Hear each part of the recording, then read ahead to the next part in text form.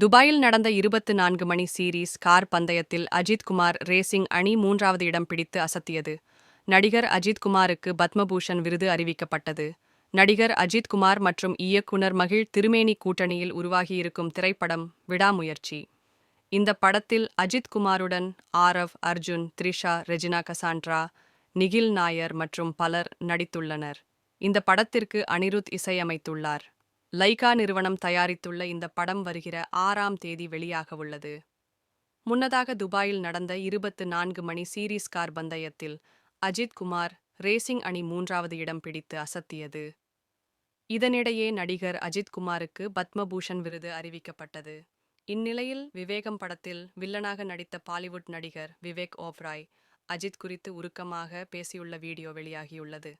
அந்த வீடியோவில் அஜித், அண்ணா எப்படி இருக்கீங்க? உங்களுக்கு எப்போதும் நல்லதே நடக்க வேண்டும். உங்கள் வழியை தான் நான் பின்பற்றி வருகிறேன். கடந்த முறை நீங்கள் ரேஸில் பங்கேற்ற போது உங்களை சந்திக்கும் வாய்ப்பு எனக்கு கிடைக்காமல் போய்விட்டது. அடுத்த முறை எனக்கு ஃபோன் செய்தால் உங்களுக்காக விசில் அடித்து கொண்டாட நான் ஓடோடி வருவேன் என்று தெரிவித்தார்.